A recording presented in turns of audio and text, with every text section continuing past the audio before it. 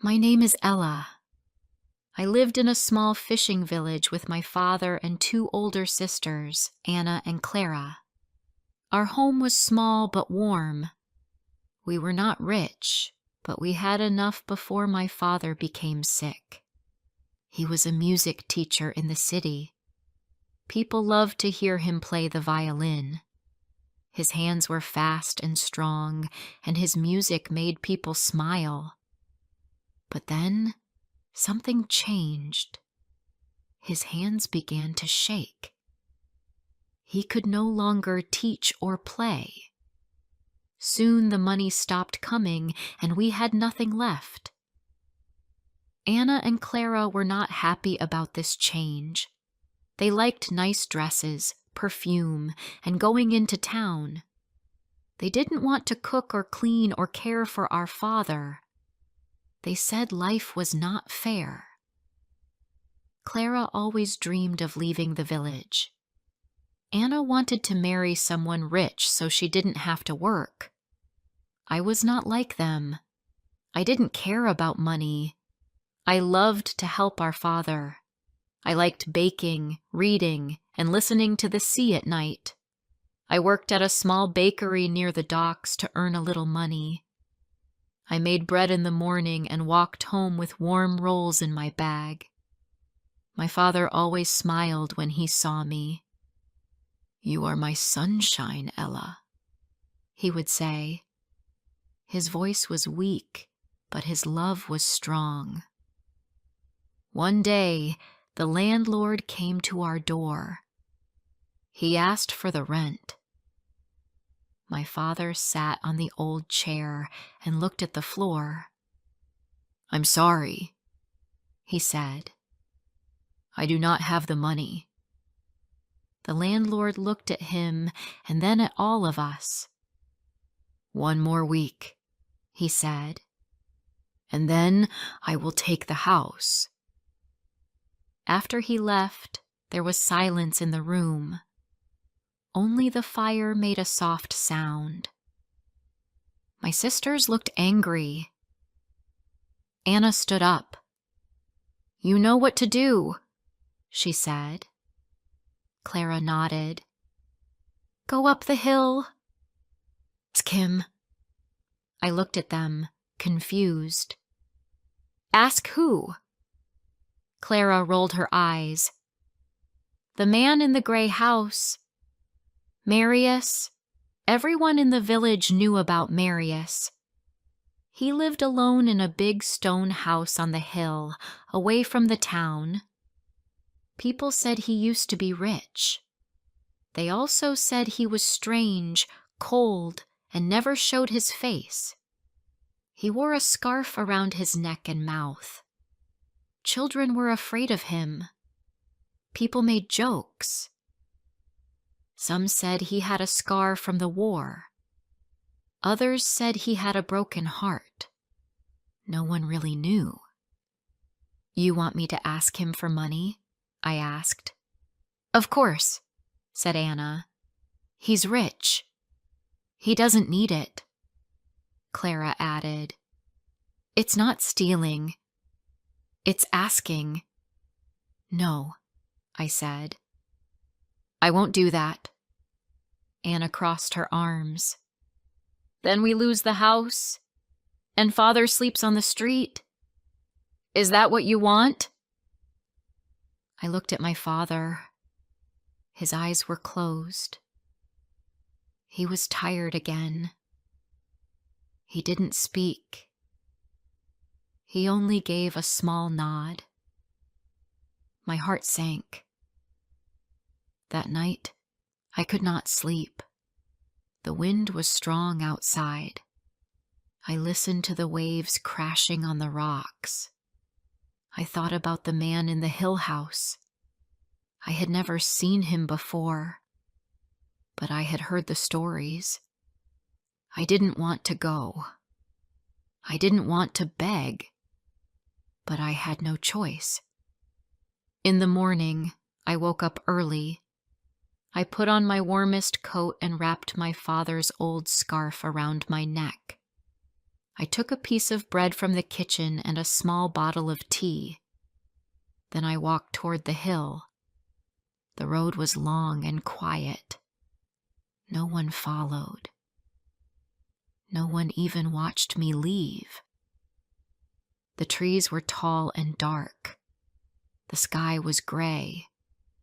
The cold air touched my face and my fingers felt numb. But I kept walking. After an hour, I saw the house.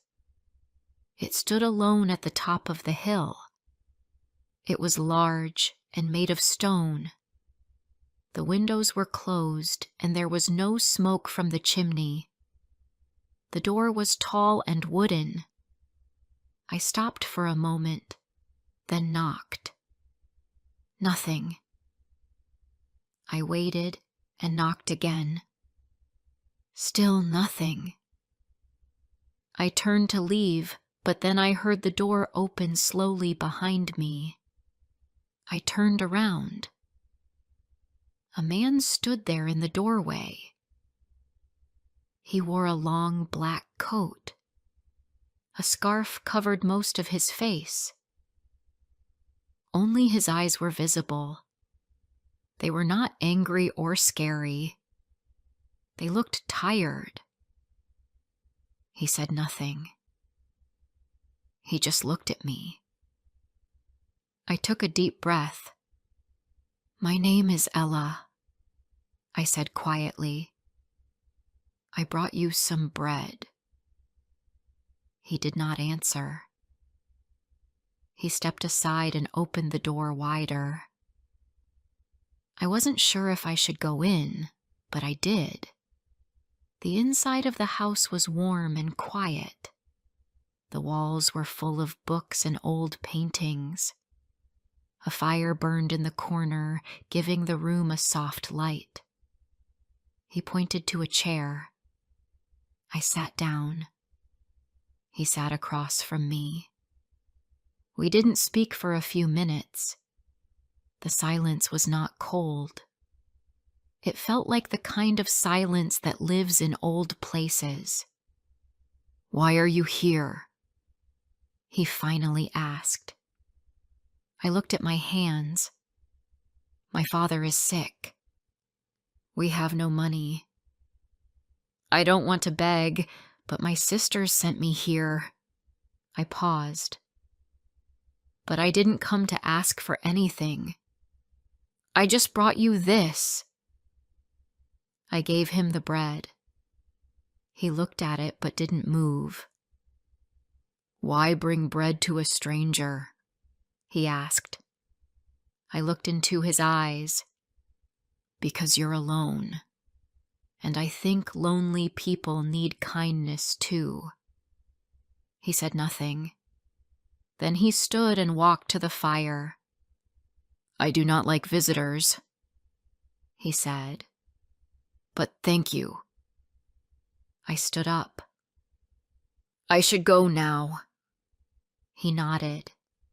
Before I reached the door, he handed me a small bottle. "Give this to your father," he said. "It helps with the hands. My mother used it long ago." I took it, surprised.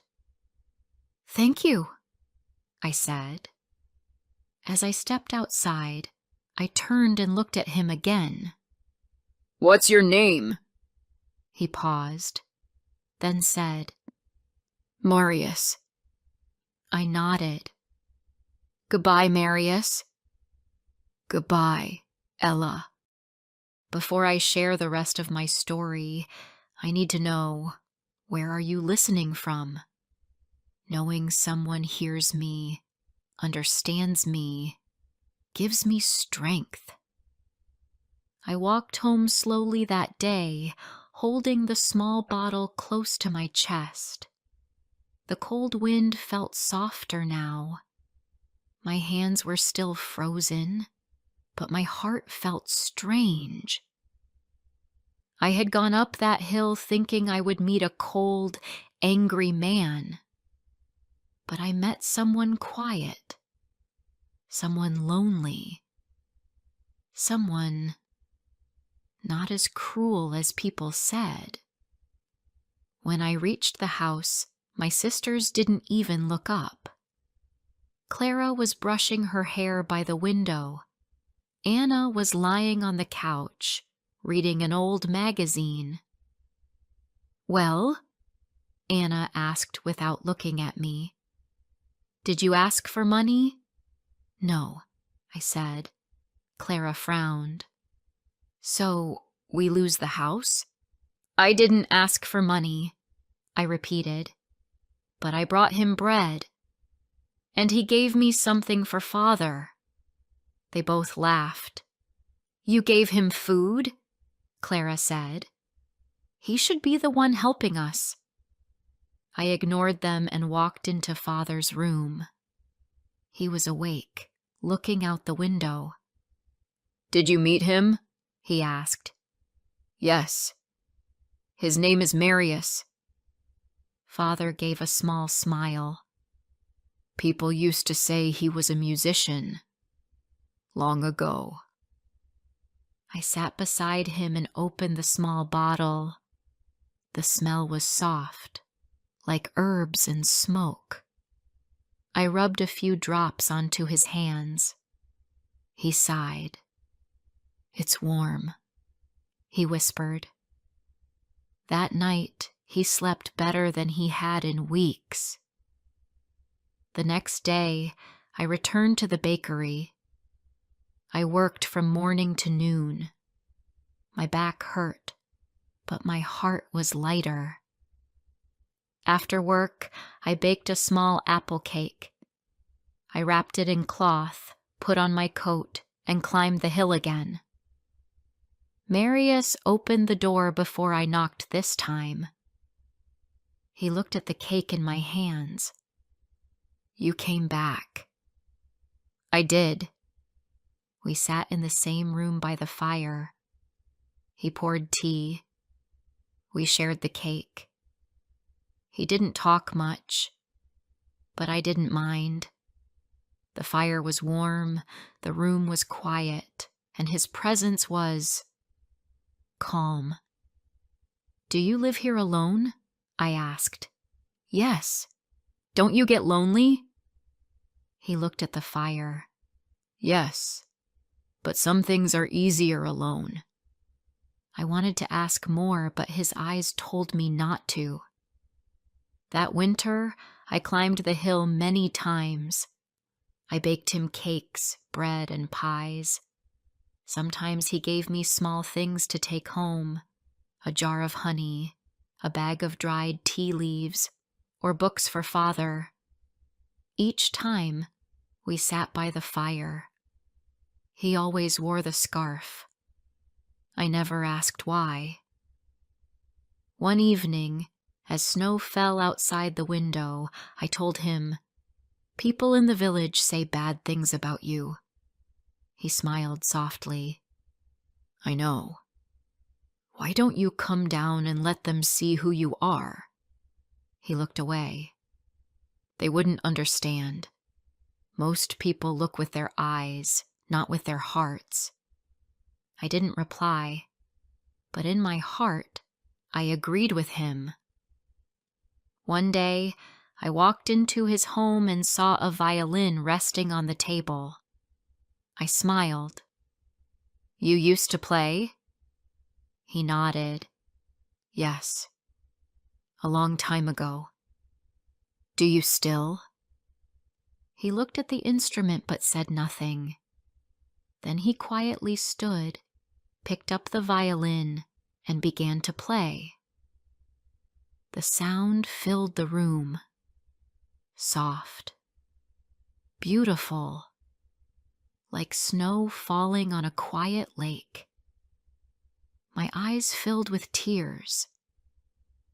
When he stopped, the silence felt heavy. "You're amazing," I whispered.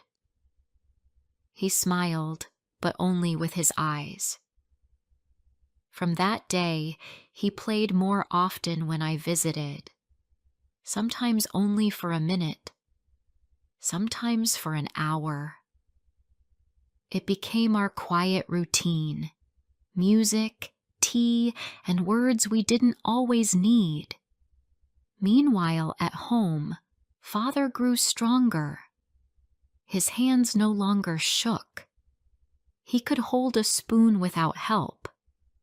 He smiled more. But Anna and Clara grew colder.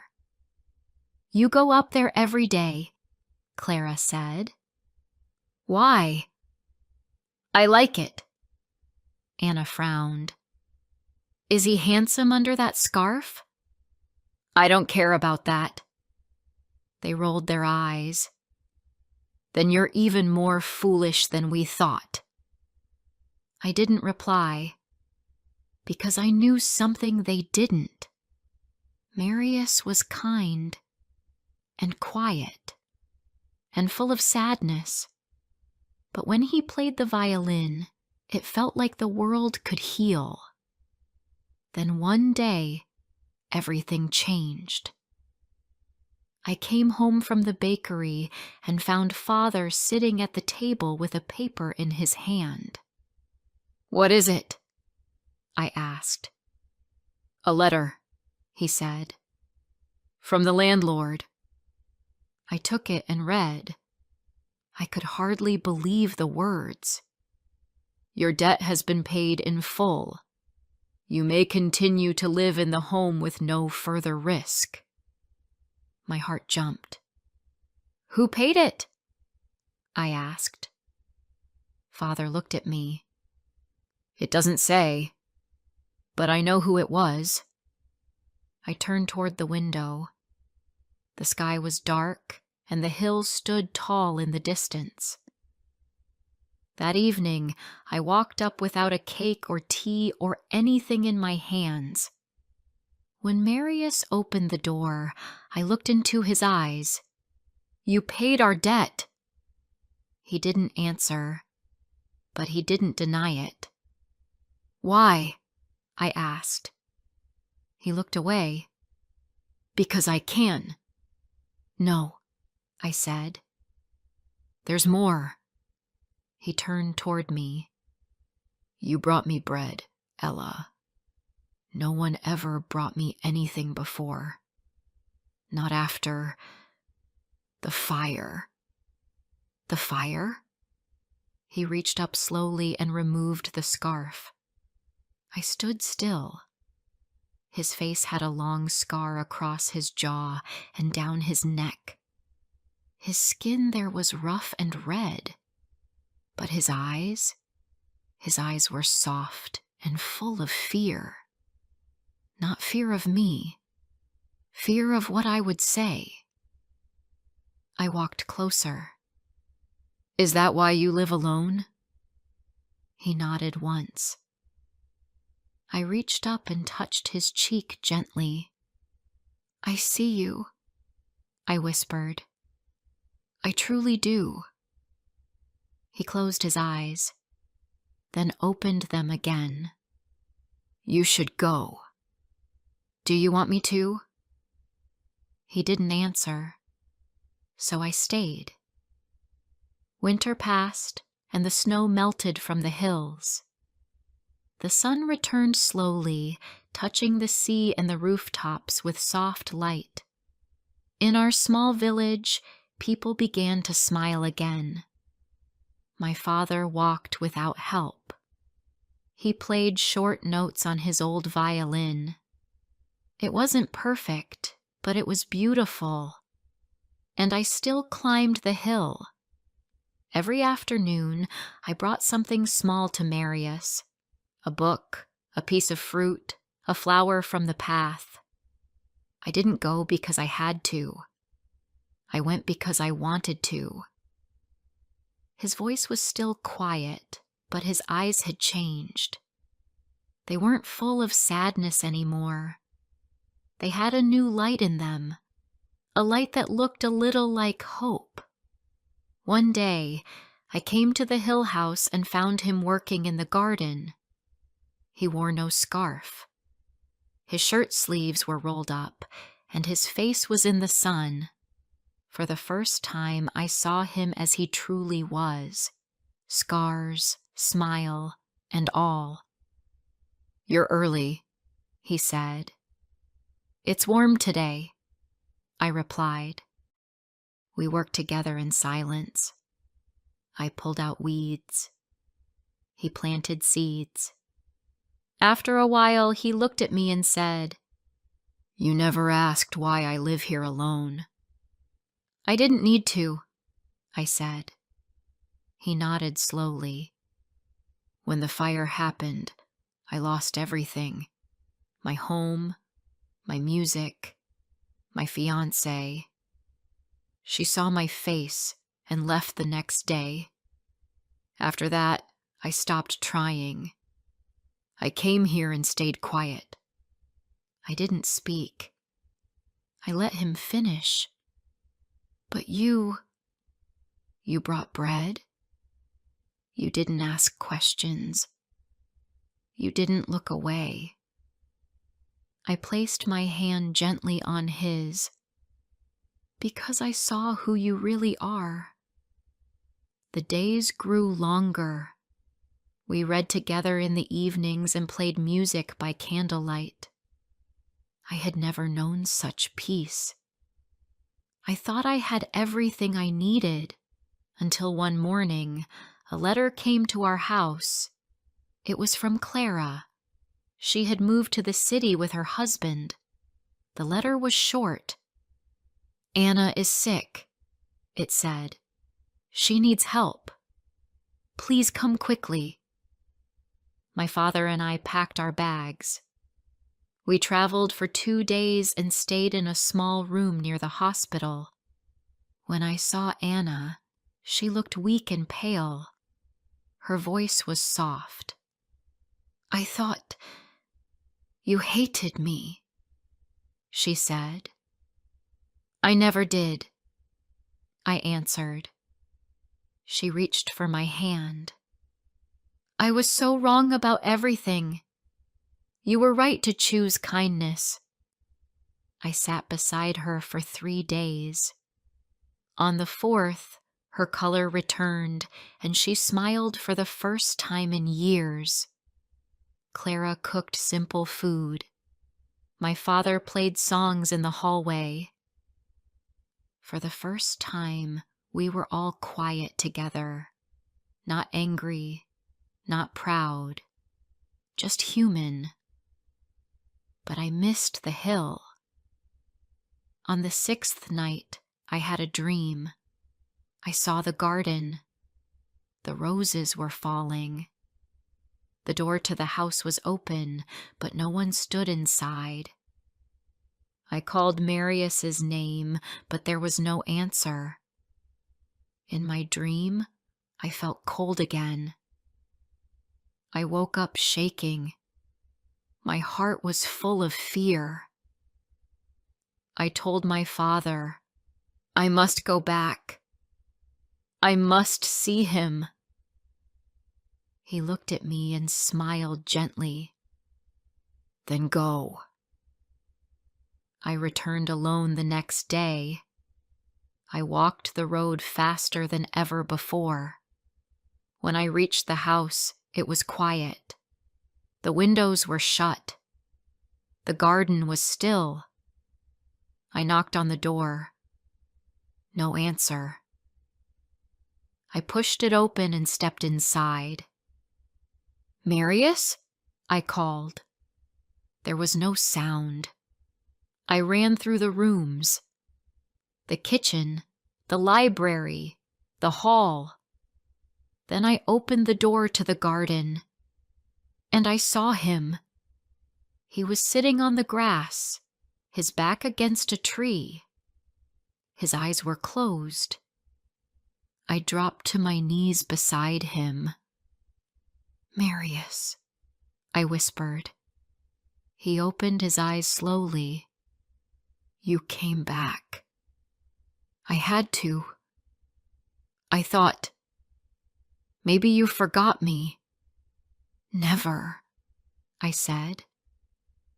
"Not for a single day." He smiled weakly.